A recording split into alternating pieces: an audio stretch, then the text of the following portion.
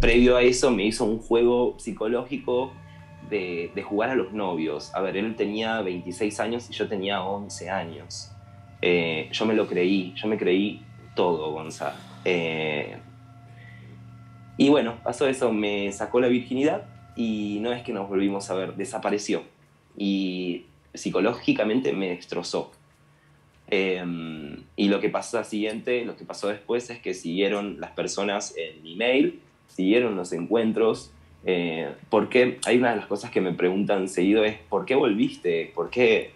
Y yo no sabía, yo no tenía idea. Era el concepto de amor que yo erróneamente había entendido de niño. Entonces, si yo no tenía ese amor y esa contención en mi casa, había un vacío enorme que lo llenaban otras personas. Claro. O que me hacían creer que podían llenarlo.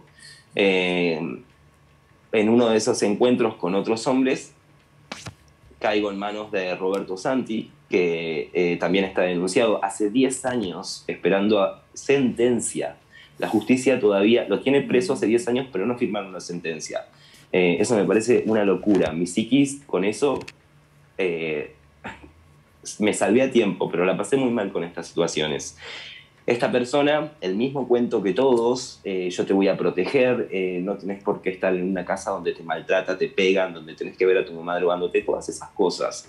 Me invita a su casa, voy y bueno, las primeras semanas fue como un padre, me enseñaba a doblar mi ropa interior, me enseñaba a doblar las medias, cosas muy paternales. Pero a los 15 días eso se acabó. La persona empezó a encerrarme, Roberto Santi, empezó a cerrarme con llaves, me desconectaba el módem de internet, me desconectaba el teléfono y era cada vez que iba yo estaba encerrado en el depósito de la librería, por lo tanto adelante la gente trabajaba, era una locura. Me filmaba teniendo relaciones, no era la única persona que filmaba. En esos momentos en donde yo estaba encerrado, secuestrado en el depósito de esa librería, estaba tan aburrido que me había empezado a llamar la atención todos los cassettes y como era la cosa visual, ni siquiera había cable, empecé a verlos todos y eran más de 10 chicos en el mismo lugar, en la misma librería, teniendo relaciones con él, todos menores.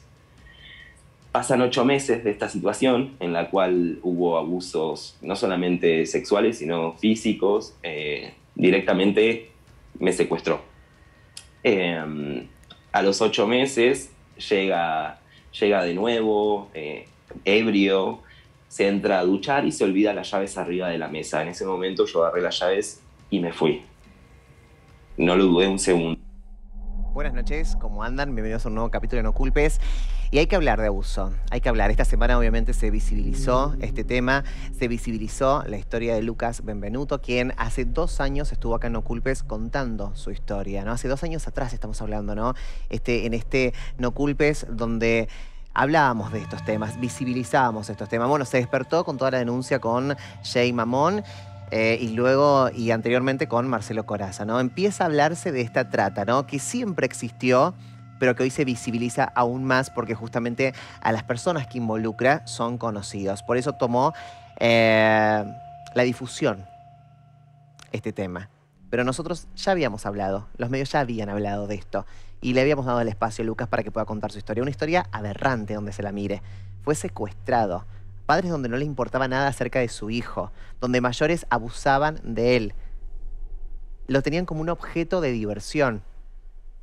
Bueno, vamos a centrarnos esta noche en este tema. Así que no te vayas de la pantalla. @Replay Contenido, nuestra zona digital. También nuestro WhatsApp 261-300-1600. Cuando uno habla de abuso es un tema difícil de tratar, porque uno no puede entender por qué suceden estas cosas. Menos, ¿no?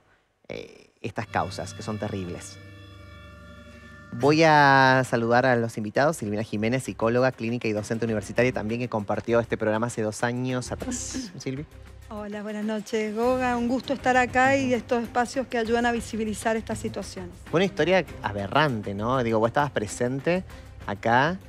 Fue terrible. Sí, cuando él comienza a hablar de de pido todas al estas sonista que me baje un poquito la música acá en el estudio. Cuando él empieza, bueno, ya venía él con sus espacios de denuncia y Sí. de visibilización de estas temáticas y ahí él hablaba de esto que comentaba en ese momento, de la trata, y bueno, y hoy habla, ¿no?, de estas nuevas situaciones que él había vivido, pero va hablando en distintos momentos. Y que había denunciado a la justicia, prescribió la causa y hoy nuevamente empieza, ¿no?, a tomar notoriedad, ¿no? Claro, sí. En realidad él aparentemente ya había denunciado Se había esto. anunciado. Había sucedido, solamente que él dice en una de las entrevistas, dice, la palabra que me persigue es prescribió, ¿no? Como que eso no le permite a él de todas formas reparar esto y elaborar esto. Él requiere que se haga justicia con lo que le sucedió. Total. ¿Y qué pasa, no, con los derechos de estas personas? Y obviamente tenemos a Javier López Maida, él es subdirector de Niñez de la Dirección de Derechos Humanos y Acceso a la Justicia de la Suprema Corte de la provincia. Javier, ¿cómo estás? ¿Cómo te va? Buenas noches. A ver, por ahí siempre la mirada que cuando hay estas denuncias se pone en el autor del hecho, ¿no? Cuando vos te pones la mirada en el autor del hecho, dejas de tener la mirada en la protección que necesitas para ese niño o niña que sea víctima del abuso. Yo creo que la primera medida que tiene que tomar el Estado en una situación similar es la protección para luego elaborar un eventual proceso penal para perseguir al autor del hecho. Esto de la prescripción se ha dado porque, bueno, previamente a eso existía la ley anterior que comenzaba a correr la prescripción desde el momento que se producía el hecho delictivo y tenía 2 momentos de interrupción que la propia ley fija, ¿no? Hoy día, después de la ley Piazza 1 y ley Piazza 2, la prescripción, hoy día los delitos, cuando las víctimas han sido menores de edad y son abusados sexualmente, no prescriben, ¿no? Entonces, si este hecho hubiese sido cometido en esta época, después del 2015, no tendrían prescripción. O sea, el autor de ese hecho sabe que lo pueden perseguir penalmente en cualquier momento de su vida. Eso es una buena herramienta que hoy día tiene la justicia. Ahora, en Mendoza el criterio, por lo menos hasta ahora, es que existe la prescripción, o sea, la ley se aplica de acá para adelante, ¿no? Pero San Luis ha hecho revisiones de casos y ha dicho que no está prescripto de hechos que se cometieron previo al 2015, ¿no? La Corte Nacional todavía no se expide, en principio sigue existiendo la prescripción anterior, ¿no? O sea, que se aplica, digamos, el derecho, si se quiere, el derecho penal liberal, que a vos te da la garantía de saber por qué hechos te persiguen y por qué hechos no te persiguen, ¿no? Eso tampoco hay que perderlo de vista, porque si no te puedes convertir en un Estado autoritario de repente, ¿no? De repente te sanciono por lo que yo opino, más allá de lo aberrante de la situación concreta de este chico, ¿no? Estoy hablando en términos como generales, ¿no? El proceso reparatorio, por ahí él dice, hay una condena que lleva 10 años, que el hombre está preso y lleva 10 años sin firma de una condena. Me parece que lo que hace referencia a él es que ha habido una condena, ha habido una apelación y por ahí la apelación todavía no se resuelve, ¿no? Porque 10 años sin condena, no, por lo menos en Mendoza no hay personas que lleven 10 años sin condena. Sin condena, claro, ¿no? Perfecto. O sea, vamos a aclarar algunos puntos también. Voy a saludar a Maximiliano Pérez, licenciado en Psicología, integrante de un organismo de protección de derechos de la infancia. Maximiliano, ¿cómo estás? ¿Cómo estás? Buenas noches. Buenas noches. ¿Con qué te encontrás? Digo, me imagino que te encontrás con niños vulnerables. Muy vulnerables, sí, y muchas familias desgarradas.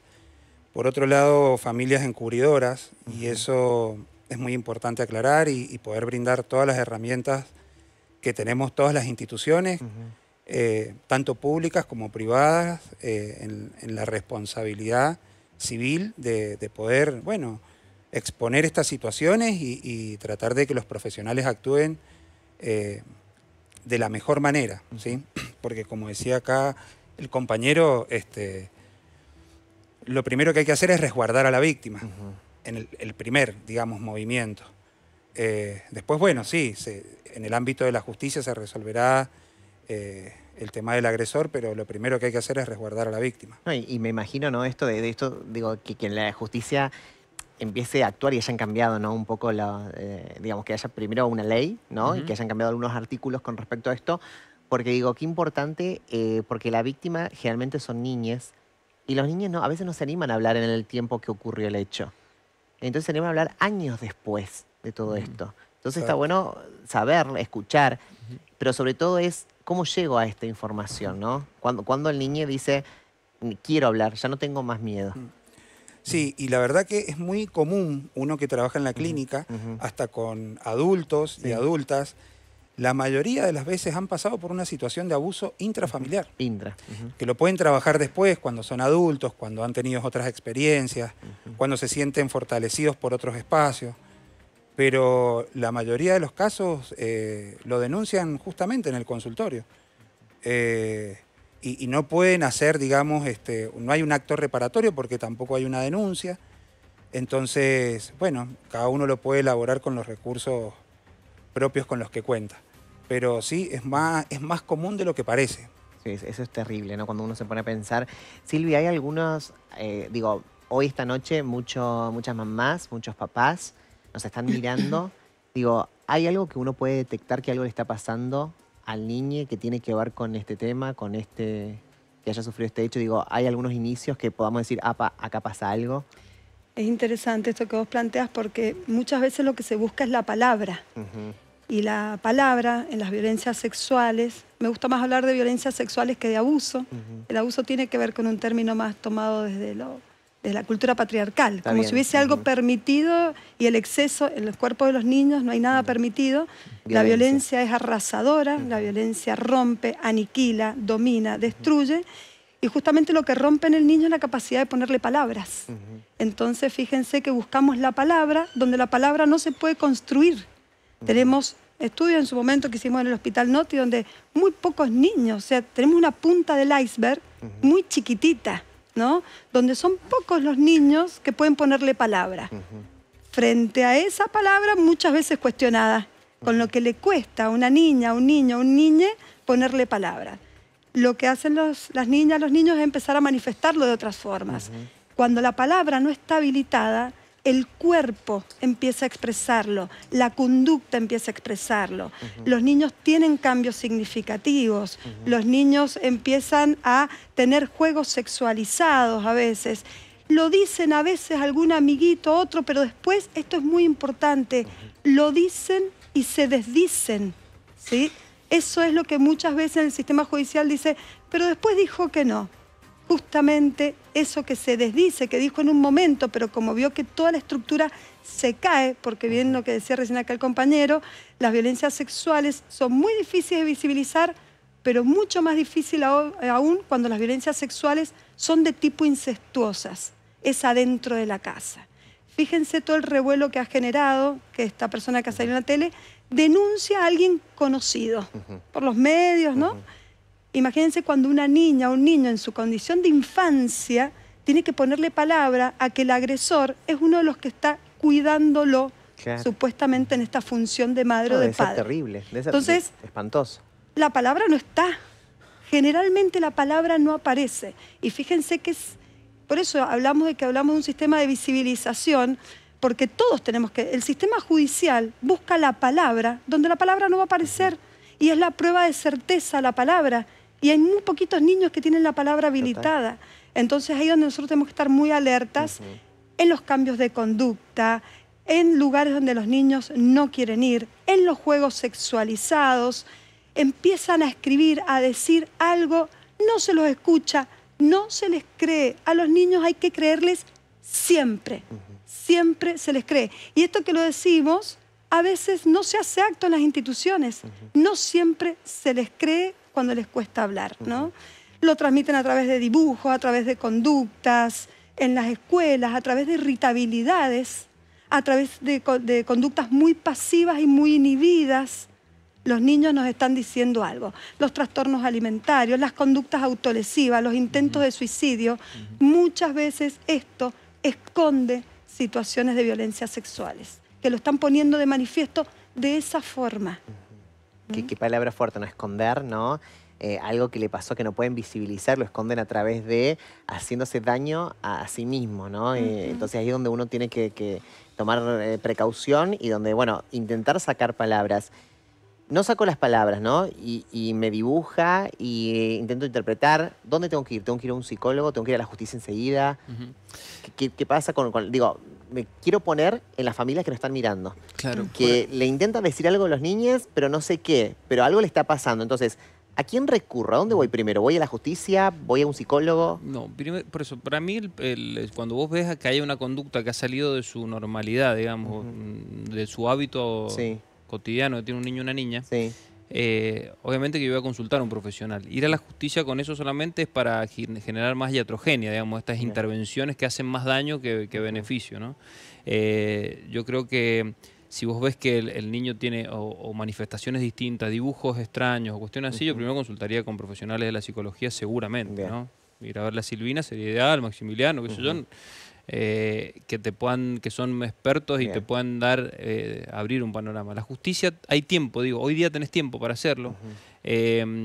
Y eventualmente están los organismos de protección, como son los ETIs, que pueden llegar a tomar una medida respecto a un niño o una niña, si hay que separarlo de su grupo familiar, por ejemplo, ¿no? Si hay que tomar esa medida de separarlo de su grupo familiar, por esta sospecha, en el ámbito del derecho de familia, la sola sospecha te habilita a tomar medidas, a diferencia de la justicia penal que vos tenés que tener certeza cuando estás condenando, ¿no? Vos estás privando de libertad a una persona, tenés que tener grados de certeza según la etapa procesal en la cual estás. En cambio, en la justicia familiar, vos con la sola sospecha puedes tomar medidas que tengan que ver con la protección, ¿no? Y siempre teniendo en cuenta que esa medida que vayas a tomar no sea más perjudicial que beneficiosa, ¿está? Entonces, sí está bueno que si ese niño o niña ya es adolescente, también vos le expliques que implica un proceso penal cuando él ya puede hablar, él o ella pueden hablar, ¿no?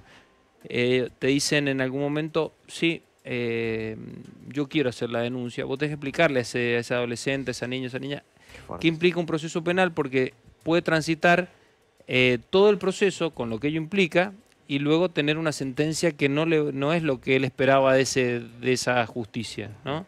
Entonces eso por ahí también le genera un daño más que la reparación que se esperaba de ese proceso penal, ¿no? La idea del derecho del niño a ser oído, que su opinión sea tenida en cuenta, tiene que ver qué haces vos con esa palabra y cuál es la devolución reparatoria que vos haces a ese niño o a esa niña, ¿no?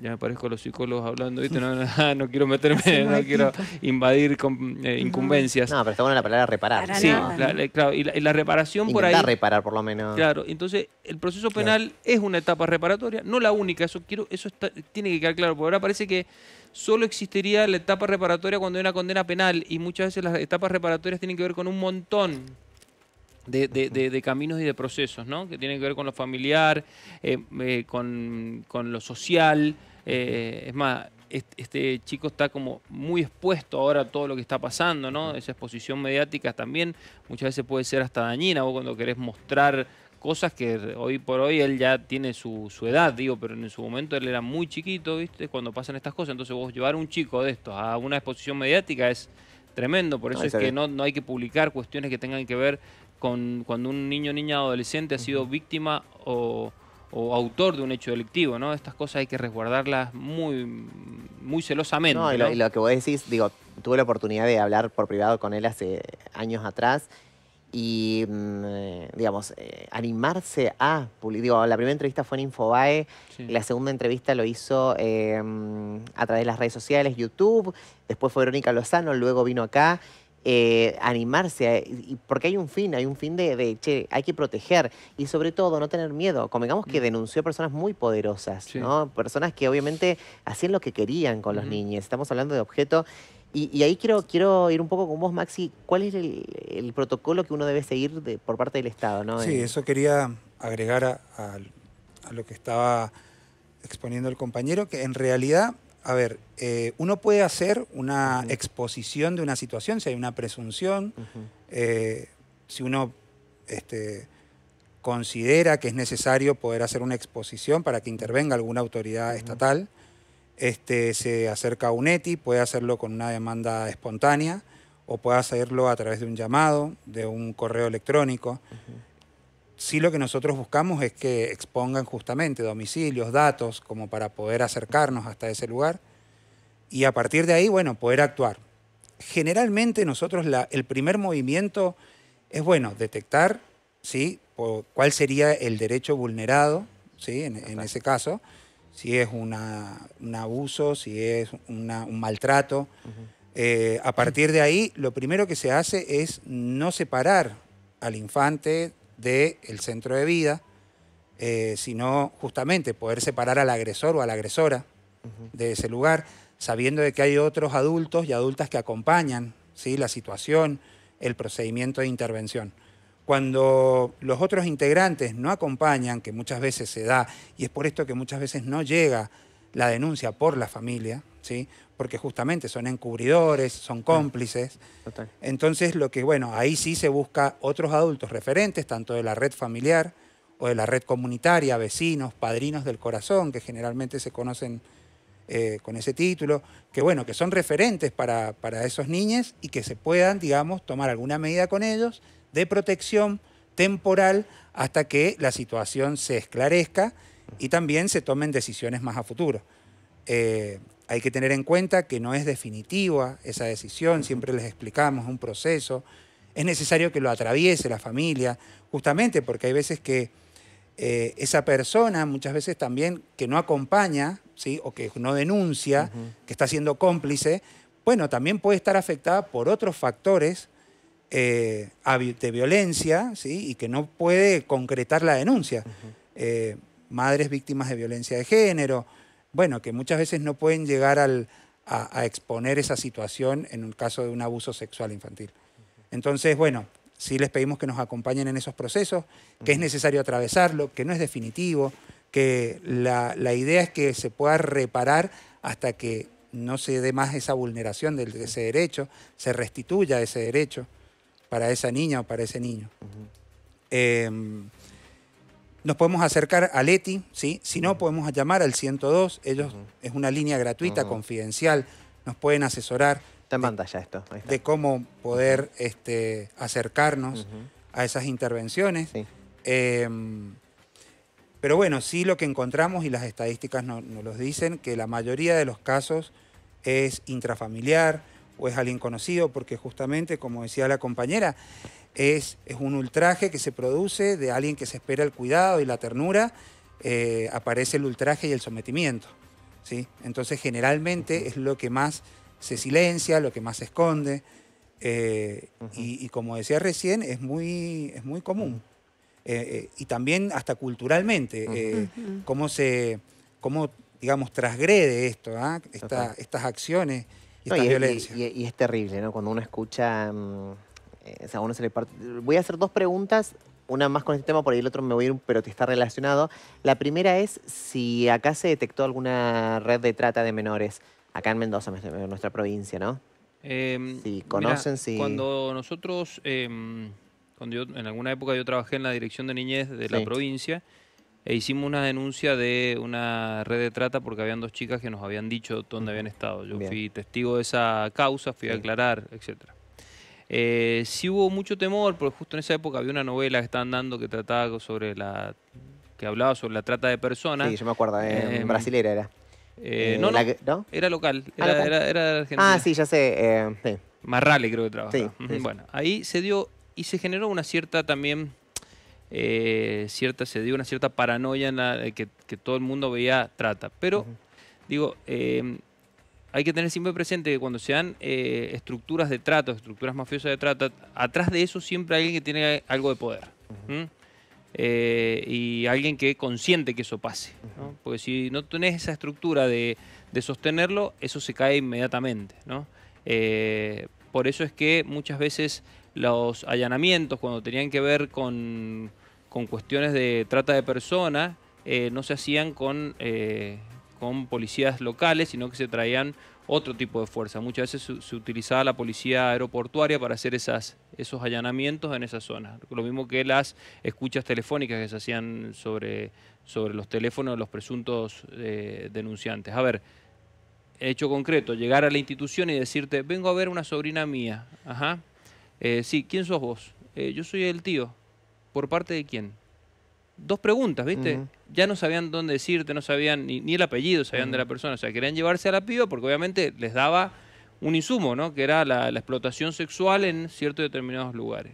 Esa banda concreta no tenía mucha estructura, entonces cayó muy rápidamente, ¿no? Pero hay otras que tienen mucha estructura. Y esas son las que no van a caer. O las que por ahí están más ocultas y donde hay gente más poderosa detrás de ella, ¿no? Y ni hablar de la pornografía infantil, ¿no? No, ni Olvídate. hablar de ese tema.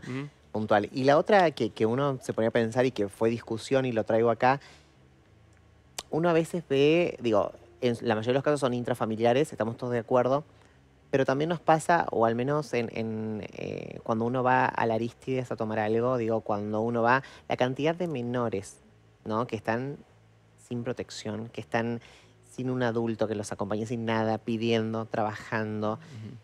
No dejo de pensar en eso. O sea, no dejo de pensar de cada vez que voy a la Arístides a tomar algo o voy a algún lugar, de encontrarme con esos niños que están tan expuestos, ¿no? a la sociedad sin protección.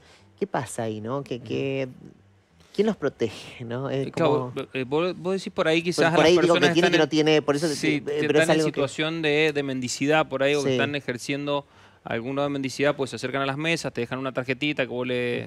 sí. Muchas veces... Yo sé que estoy mezclando con trabajo infantil, Claro, explotación, pero sí, esos niños y esas niñas tienen no dejo de pensar quizás los progenitores que están en una junto con esquina. ellos estoy esperando. esperando, qué sé yo. Por ahí, obviamente que eso se recrudece o ves más situaciones de esas cuando mayores conflictos sociales tenés, ¿no? Cuando digamos que sea, la mejor política social es el trabajo, ¿no? Porque cuando los padres, madres tienen sus trabajos o cuestiones así, hay menos posibilidad de mendicidad. Hay otros que ya lo tienen como ejercicio, a eso digo, como ejercicio de supervivencia, entonces por ahí ya tienen hasta esa estructura de decir, bueno, a tal hora salimos, a tal hora volvemos, tienen una cuestión más, no quiere decir por eso que eso esté bien, ¿no? No. Para nada, los chicos tienen que estar en la escuela y jugando, Total.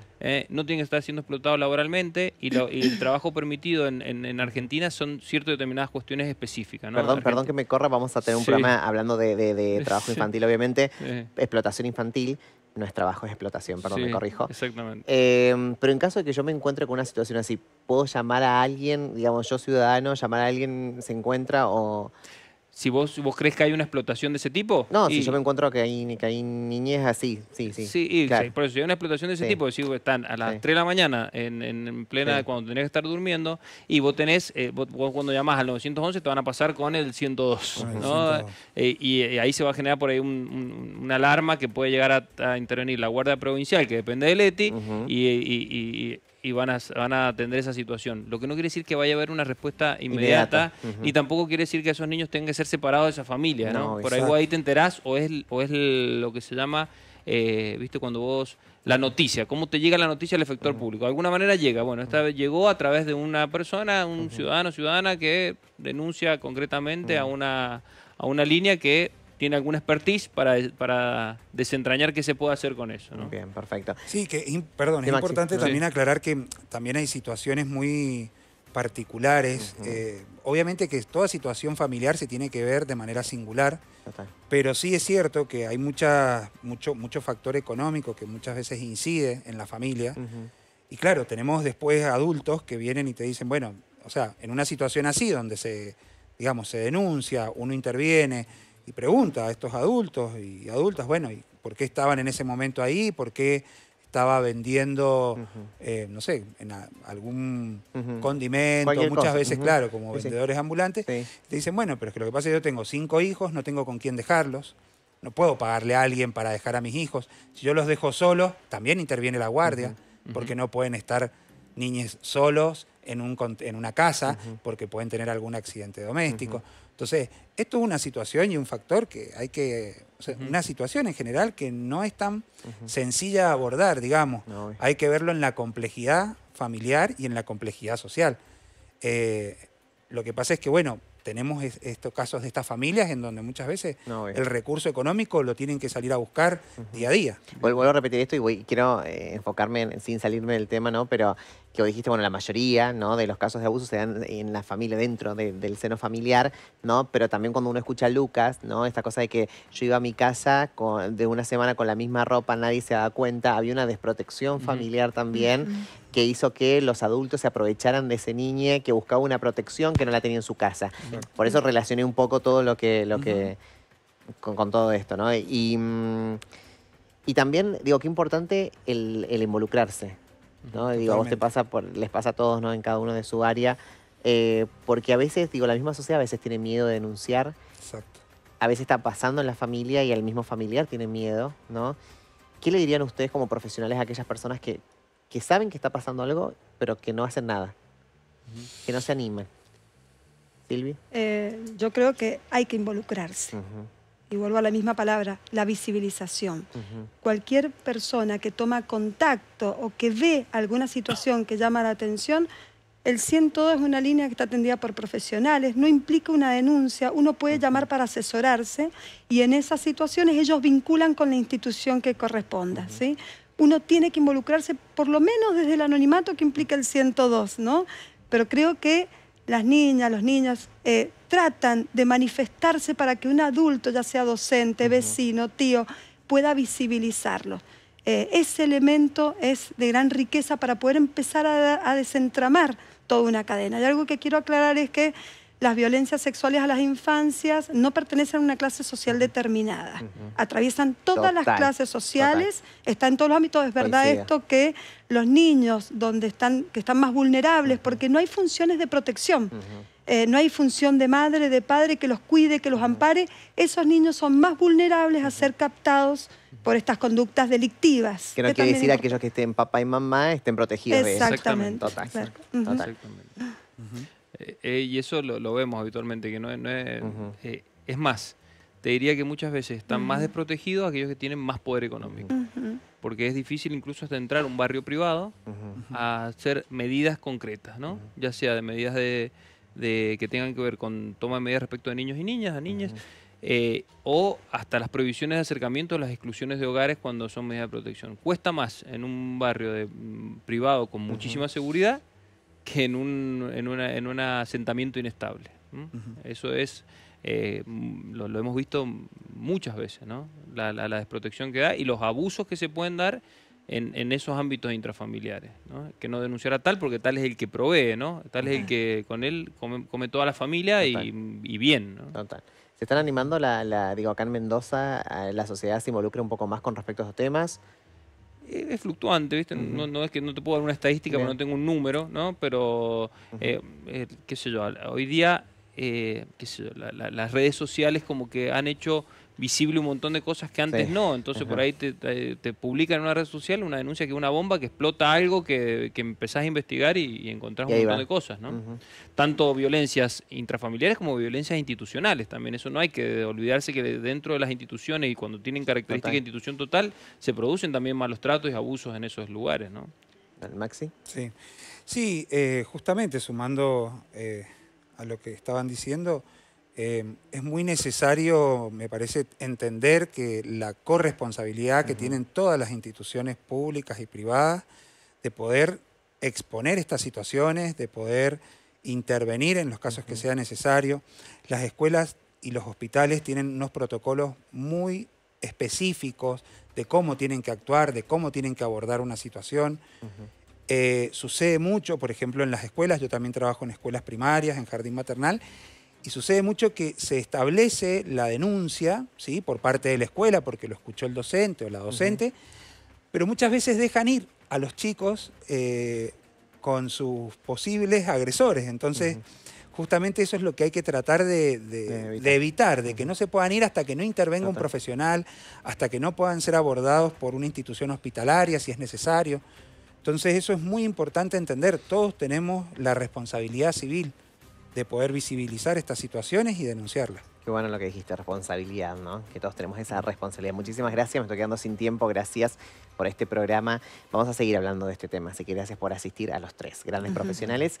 A ustedes que están en casa, muchísimas gracias por acompañarnos. Denuncien 102, no dejen pasar esto. Visibilizamos para tomar conciencia de lo que pasa. Y si te está pasando, denuncia. Si conoces a alguien que le pasa, denuncia. Hasta el próximo programa. Chao.